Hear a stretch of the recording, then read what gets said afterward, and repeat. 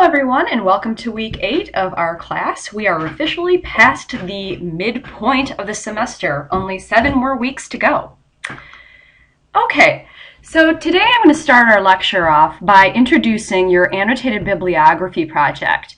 The written explicit instructions are under this week's content, as well as an example of a former student's annotated bibliography project that I believe it was a she, did very well on.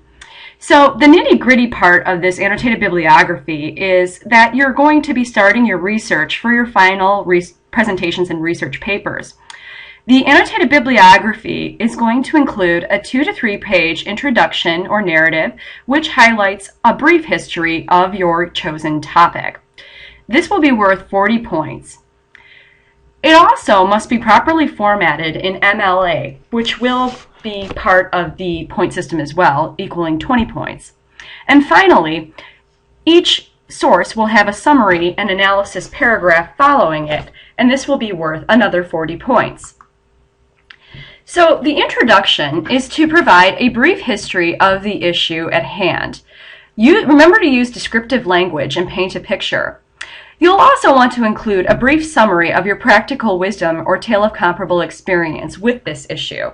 So again, if you'll notice, all of the projects we've worked on thus far in the class will serve as points of your final project. They're meant to build on top of one another.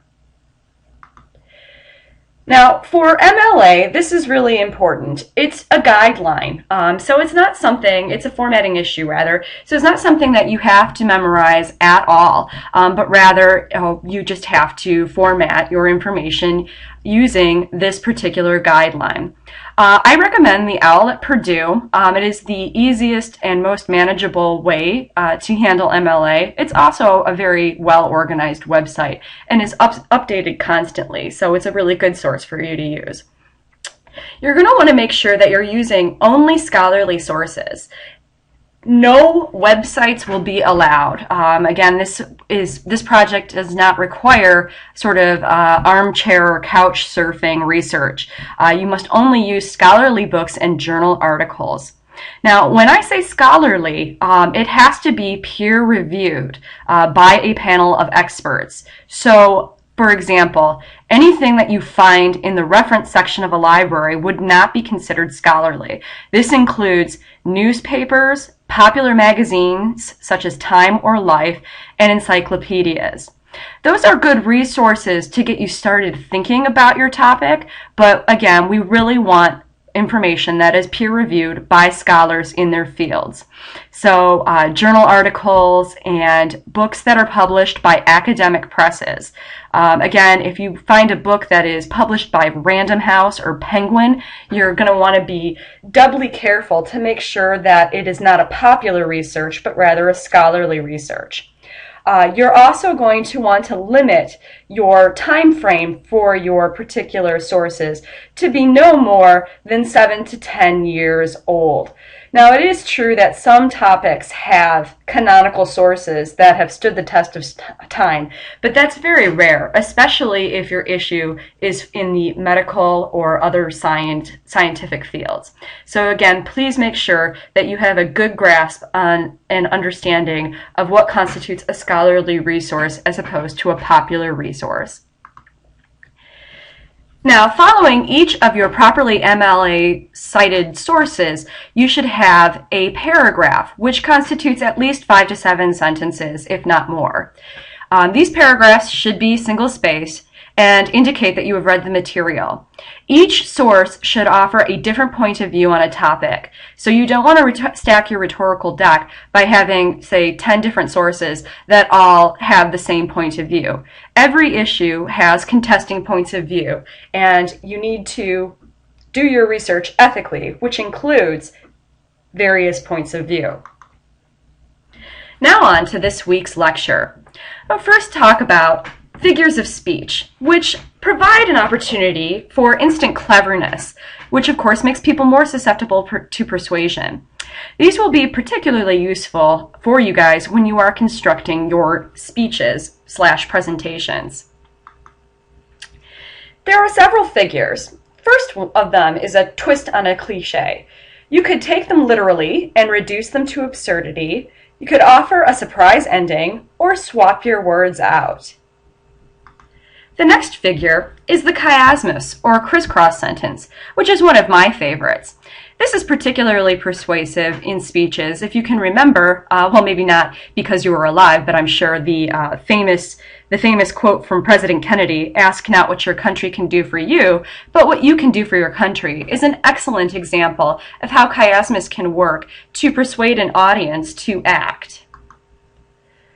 The next figure you could use is the weighing of both sides. This constitutes dialysis, which is the either-or construction that offers choice, or you could use the contrasting figure, which is antithesis. This makes you appear even-handed and places information side by side. The next figure is the edit out loud function. This allows you to correct yourself in mid-sentence, which would make you seem fair and accurate. The read definer, which we have some experience with from our last project, corrects your opponent's language. You could also turn the volume down.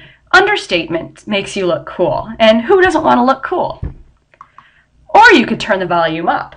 Climax uses overlapping words in successive phrases to effect rhetorical crescendo. Figure, by the way, with a capital F, is your password for this week's quiz. You could also invent new words. Verbing turns nouns into verbs and vice versa. So if one were Miley Cyrusing it, one might want to question their behavior. The like figure also usually strips words of their meaning. Next on today's docket is a discussion of kairos, or rhetorical timing. This is the art of seizing the perfect instant for persuasion. It happens when you spot an opening in an argument.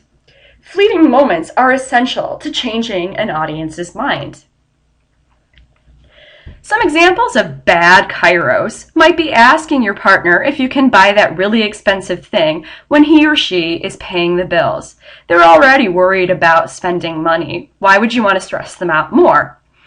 Another example of poor rhetorical timing would be asking your teacher for an extension on a project the day it is due. So how do we spot good kairos, or good rhetorical timing? We spot it when an audience's mood or beliefs are on the move. This is when you have a persuasive moment. You can create a persuadable moment by changing or pinpointing your audience.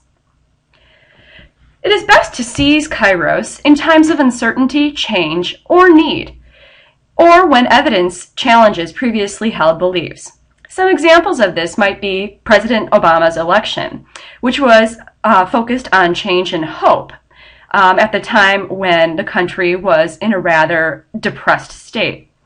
Another example of good kairos was pulling out of Iraq, because previously held beliefs, such as their holding weapons of mass destruction, were being challenged.